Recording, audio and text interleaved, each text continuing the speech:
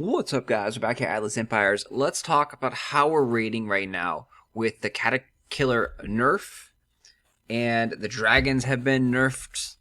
How are we raiding? Let's take a look at what we're doing here. Unfortunately, as of right now, while we're recording this video, the loot, the matchmaking is just terrible. You're not finding any bases like over 10,000 gold. So there's really no reason to be raiding right now, for me at least, needing hundreds of thousands of gold and resources. But I'm going to show you what we're doing to raid, because the bases will generally be the same bases that you'll see, just hopefully they'll give out more loot later on, once they fix the matchmaking and the issues. So you look at our army composition here. What we definitely have the two spells. We have freeze and heal spell. Those are very, very important now that the catakillers don't instantly kill everything and outrange everything. So you want to be able to freeze things. You want to be able to heal up your catakillers. Catakillers are still amazing, guys. They're still really, really good. I also have one dragon, and that is because there are certain bases that you can just use the dragon to get free crowns, free gold, if they don't have a proper defense. Then we have 3 golems, because golems are really, really good at tanking damage, and they soak up stuff, allow the catakillers to kill the defenses. And then we have a couple glubs, because the glubs, again, are mini golems. They take a lot of damage, they have huge HP pools, and they can absorb things. So let's find a base that is somewhat worthwhile to actually attack, and go into dropping down these troops, showing you how we're doing it. Hey, I mean, 5,000 is not terrible, I guess. Let's go ahead and drop it on this base. We won't lose that many troops if we do this correctly. So now it's a lot about troop placement. So let's talk about what we're going to do in this base. So we need to kill off the mortars. The mortars are very dangerous to the catakillers and any ground troop. Mortars are still now arguably the best defense structure in the game. The anti-air is very good, so we're not going to drop any dragons here. The base is pretty well protected anti-air. What we need to do, like I said, is kill the mortar. So what we're going to do is we're going to go ahead and attack. We're going to drop down the glub here up on the top. And once they grab aggro, we're going to drop down some catakillers. We're going to spread them out a little bit. And that should be able to kill. And we're going to drop. So the glubs will take the damage. The catakillers will be able to kill the defenses there. We're going to drop some more catakillers on the left-hand side. Once that golem can get through, we're actually going to drop 2 more golems.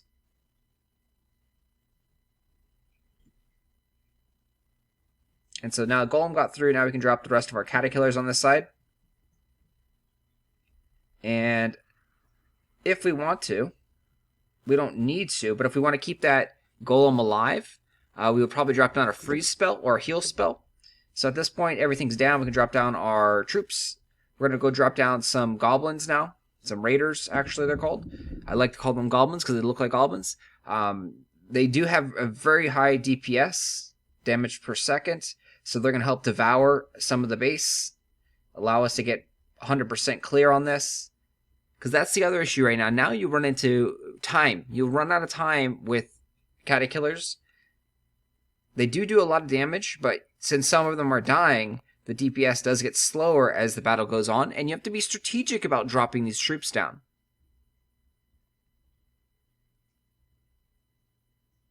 So in this battle, let's see what we lost. We lost 2 catakillers, 1 golem, and 2 glubs. Not terrible.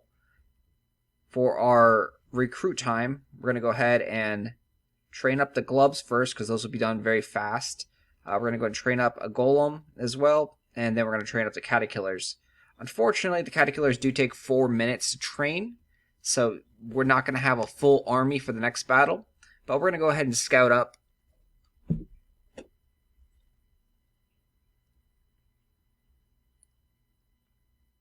So you're looking for bases that have weak mortar protection. So this one has a very weak mortar protection. Even though the loot is not great, we can probably go in here and not lose very many troops. So we're going to go and attack this base. Once again, we're going to go drop down some glub right here to take the aggro of the turret, and then we're going to drop down and up at the top we're going to drop down 2 golems, and then now that has aggro. Now we're going to go drop down our catakillers up there, and all we have left is our raiders, glub, and our dragon. And there's too good of defense on the anti-air. The anti-air is in a good position. Can't drop the dragon down until the anti-air comes out.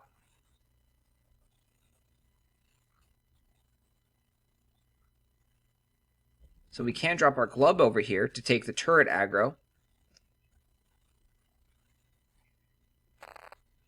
We can also drop the dragon now. The anti-air is almost dead. That might save our golem. Nope, looks like the golem is going to die to the turret. So again, we could healed spell the golem. Using the dragon also, the dragon is a great unit to actually soak up damage as a tank.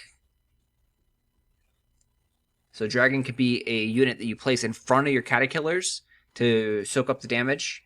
That is also a very good tactic. Dragon will also do damage to anything that's close by, where the catakillers will then start going directly further in the base, attacking the defense structures.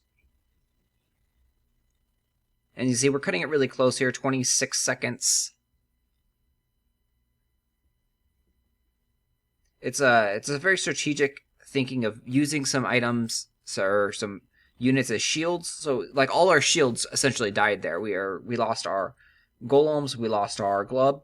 The glub I like more than the golem because the glub only takes a few seconds to respawn, whereas the golem will take a couple of minutes. So the golem craft time here is 3 minutes. So that kind of sucks. Golem does go directly toward defenses as well. So glub is only good on the first outer perimeter, because if you need to take on some defenses inside a base, the glub is not going to be. The glub's going to be attacking the nearest target next to it, so it's only going to work on the first line of defense.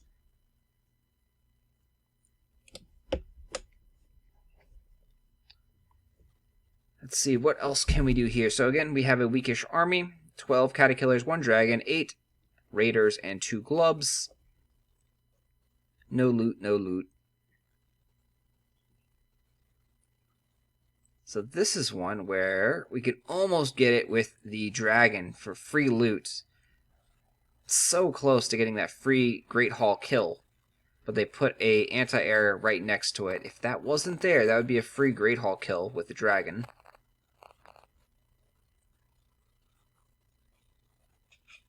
Let's see. Very just scattered everywhere. I don't think he put any thought into this at all.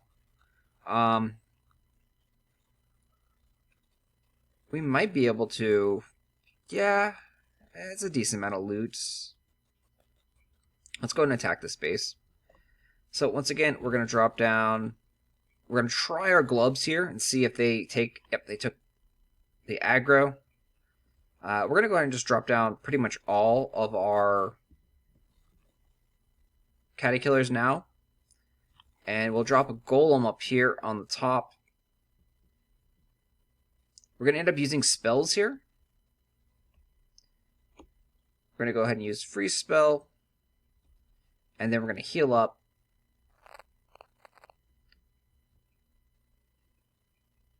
Just to keep the golem alive a little bit. We'll go ahead and drop down the dragon now, so the defenses are going down. Let's go ahead and drop down some of those guys. We're going to drop down the free spell once again, and then we're going to heal up our catakillers. So since we had a weaker army, we decided to use spells in this battle to show you how effective spells are. And so now, perfect, the dragon is taking that turret damage, acting as a shield. We're going to go ahead and now drop down that because that's the last defense, and we should have this base cleared.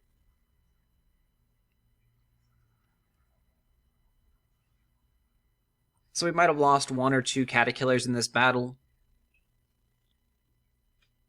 We lost 1 of those golems, and then our glubs are still kicking. So if you're familiar with me and my raiding style, I don't like losing troops that cost a lot of time. Sometimes it's unfortunate where you have to. I would not personally be raiding these bases normally, but I'm just showing you attacking strategies that you can use now. These bases have very little loot. It's not worth it attacking, in my opinion. So if these bases had like 25,000 gold, then I totally would attack this base. But you can see we didn't lose that many troops. The Golem, Catakiller, and a couple of the Raiders because we dropped them a little bit too early. So let's go ahead and train up some troops again. And so now we're stuck on a backlog here. We have to actually wait a little bit.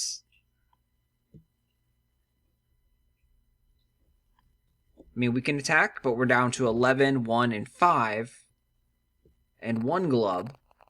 So at this point, we'd really be looking for just bases that the dragon could just easily clear, kill the Great Hall. And, I mean, right now there's not much out there, and we're just simply wasting 200 gold every time we click the next button. So our gold value, our loot, is not going to go up. Like, unless we can find a base like this one, which is, hey, free money. Our gold, we're just going to be giving gold away at this point. So for this, again, all you need to do is just drop the dragon, Great Hall will die, and you will collect that free gold.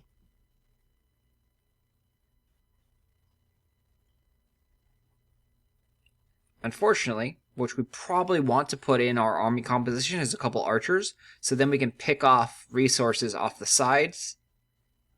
But so currently we only have goblins, or raiders, and if we drop them down here, this turret is going to attack, and possibly the mortar. So what we'll do is, as soon as that Great Hall goes down, we'll go ahead and attempt to drop these, and then see how far they can get without dying. And as soon as we see the mortar, we're going to just run out of here. So if we had archers, we could drop down an archer there, and we could have cleared those things off. So most likely you want to put at least 1 or 2 archer in your army composition here. So let's go ahead and delete 2 of the raiders and put 2 archers in there. But again, we have to wait 18 minutes to get those archers because we have all this backlog of troops that are training. Anyway, hopefully that helps you guys out, lets you know kind of some attack strategies, thinks a little bit outside the box of how to attack on these new bases with this new setups, with the defenses, with the nerfs and buffs going on. We'll talk about more once things get settled down. And yeah, in this video, we had an army composition of 100 troop slots. So if you don't have as much, you're definitely going to drop down some of the catakillers. I do like having a dragon with you at all times, just one. You might drop down the golems. You don't need as many golems per se. You can just use the glubs for that. Raiders, you probably don't need that many. You might, if you don't have raiders though, I think you're not going to be able to 100% clear bases. You'll get like 80 to 90% of the base cleared once all the defense structures are dead. And yeah, you're definitely going to want to be using spells once again. Anyway guys, thanks for watching. If you have any questions or comments, post them down below. I did misspeak earlier. The catakillers do unlock at Great Hall level 7.